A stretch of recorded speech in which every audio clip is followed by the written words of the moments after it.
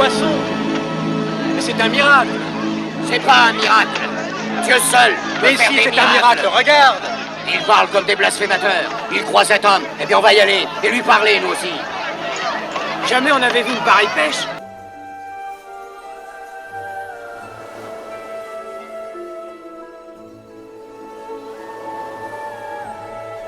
Ne poussez pas, dans les joueurs, elle a craqué, vous ne pouvez pas entrer. Je vous en prie, n'insistez pas. Voyez bien, vous ne pouvez pas entrer. Voyez, restez là, voyons.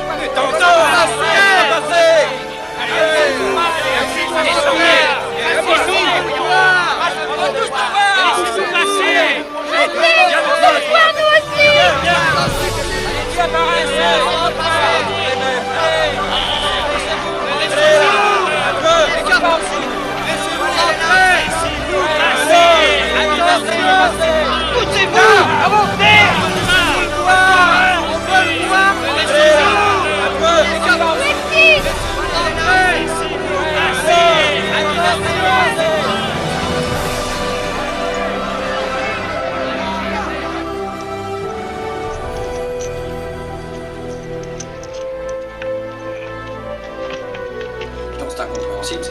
Moi, je pêche là depuis des années, j'ai jamais vu prendre autant de poissons. Encore. Alors? Il y a eu des miracles, paraît-il? Une pêche exceptionnelle, inspirée par ce prophète, comment s'appelle-t-il? Jésus? Allez, Foucault. Il est dans la maison de Simon-Pierre.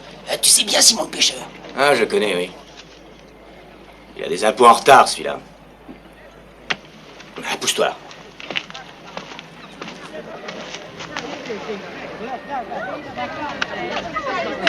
Bien, bien, bien.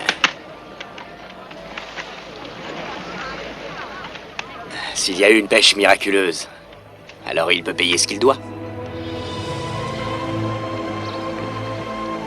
Le royaume des cieux est comme un trésor caché dans un champ. Celui qui l'a trouvé n'en dit rien. Et dans sa joie, il vend sans réfléchir tout ce qu'il a pour acheter ce champ. C'est comme un marchand qui cherche de belles perles. Il trouve un jour une perle de grande valeur et il vend tout ce qu'il a pour avoir cette perle. Vous êtes tous des pêcheurs. Eh bien, le royaume des cieux est comme un grand filet jeté dans la mer. Soudain, il est rempli. Il est plein à craquer. Et vous êtes obligés d'appeler à l'aide les autres bateaux. Tous travaillent ensemble, heureux, excités. C'est un temps d'allégresse, où l'on se réjouit sans contrainte de ce que Dieu nous a donné.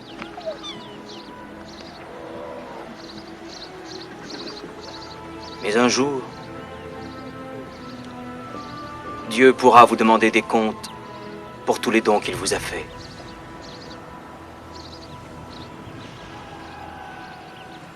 Tenez-vous prêts. Le royaume des cieux arrive. Rabbi, tu dis que le royaume des cieux va arriver.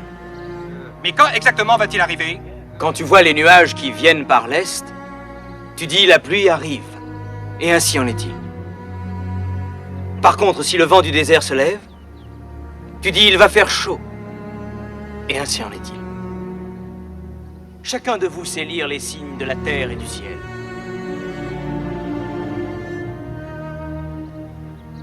Comment se fait-il que vous ne sachiez pas lire les signes des temps, mes frères? Le royaume des cieux est ici.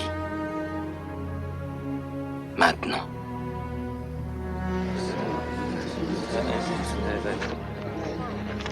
Qu'est-ce qu'il vient faire ici? C'est Mathieu, le collecteur d'impôts.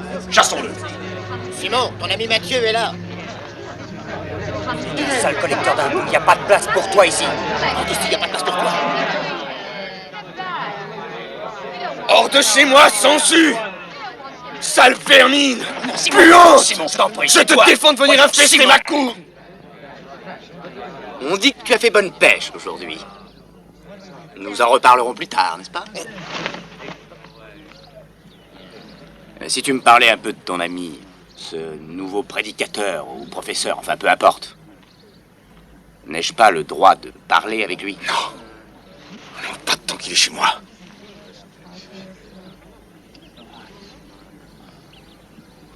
Tu n'es pas le bienvenu ici, me semble-t-il. Je ne sais pas comment tu te nommes, mais je connais ta profession. Lévi. Ou Mathieu, les habitants m'appellent des deux façons. Et de bien d'autres encore. J'aurais été heureux de te parler, mais dans un endroit où nous aurions été les bienvenus. Est-ce que ta maison est loin? Pourquoi demandes-tu ça?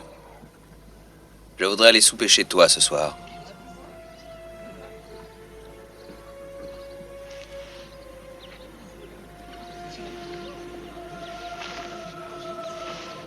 Tu entrerais dans la maison d'un homme de péché? J'entre dans toutes les maisons où l'on m'accueille avec joie.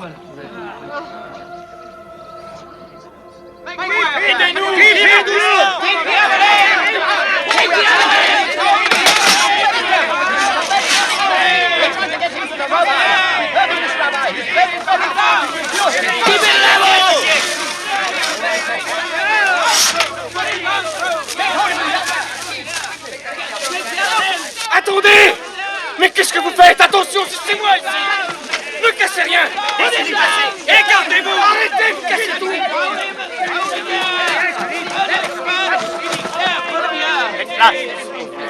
Aide-moi. Je suis comme ça depuis 15 années. C'est la malédiction de Dieu. Le châtiment pour mes péchés. Et les péchés de mes parents.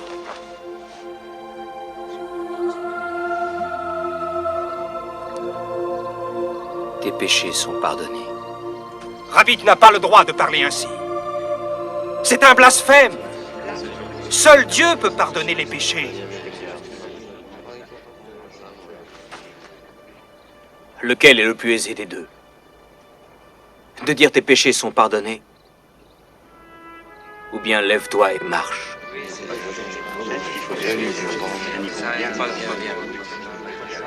Le Fils de l'homme a sur la terre le pouvoir de pardonner. Ça a raison.